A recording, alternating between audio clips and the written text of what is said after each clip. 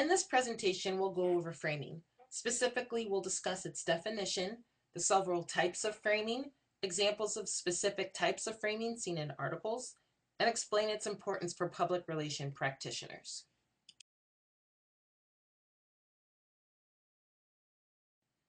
In the readings for this week, we were introduced to framing, how it's used, and how it's defined.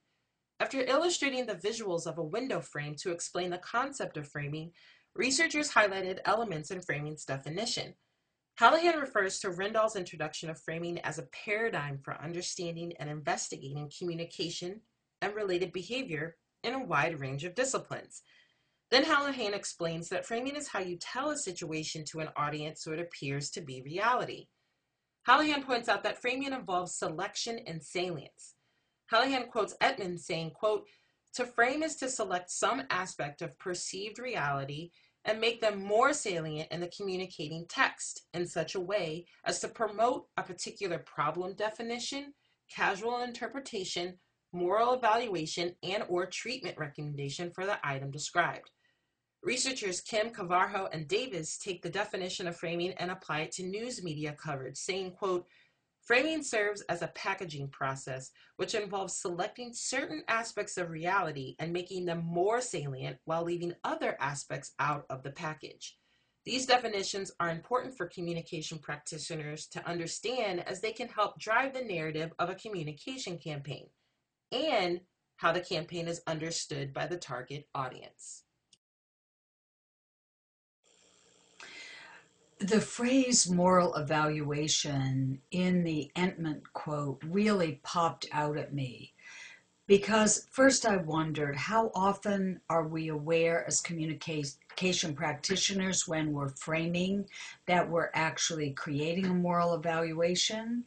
And also, how many times when we consume a framed message are we saying, what's the moral evaluation that's being proposed maybe underneath the surface text? So you really showed me something that I'm going to pay more attention to in the future.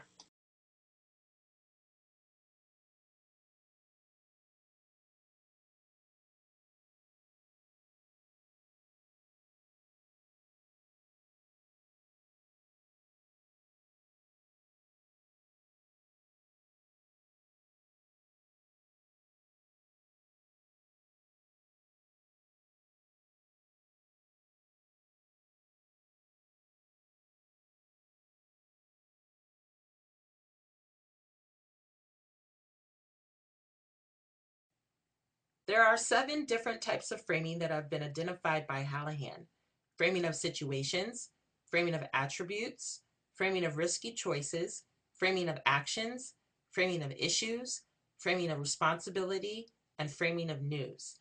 In this week's lecture, some of these frames were grouped together based off similar concepts and themes. Framing of choices and actions were grouped together, and framing of issues and responsibility were grouped together. For this presentation, we'll take a look at an example of framing of issues and responsibilities.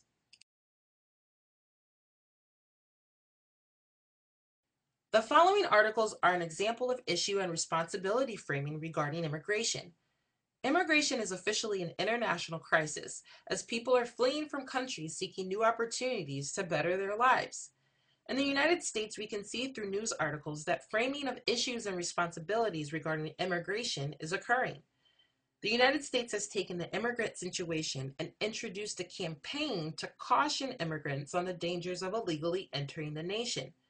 In this International Business Times article, the social reality of immigration is explained through framing of issues and responsibility. According to Hallahan, an issue is a dispute between 2 or more parties, usually over the allocation of resources or the treatment or portrayal of groups in society. Thus, immigration is the issue regarding how a group is being treated in society. Border Patrol policies and the U.S. Customs and Border Protection Agency warns immigrants on the dangers they may face if they decide to come into the U.S. illegally. The quote highlighted in yellow illustrates framing of responsibilities, which Hallahan defines as who should be credited or blamed for events. as the way an event is portrayed can lead to different conclusions about responsibility. The highlighted quote puts the dangers associated with migrating to the U.S. as the responsibility of the immigrant, not the government or its law enforcement.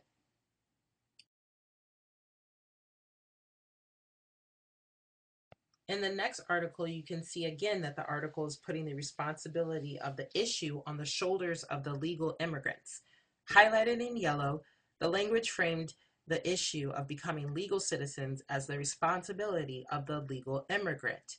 Therefore, the responsibility is again on the immigrant.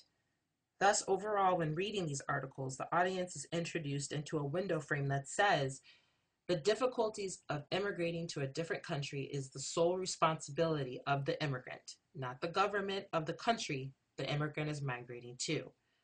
In conclusion, for public relation practitioners, framing is imperative to understand as it can shape or defend an issue or a situation.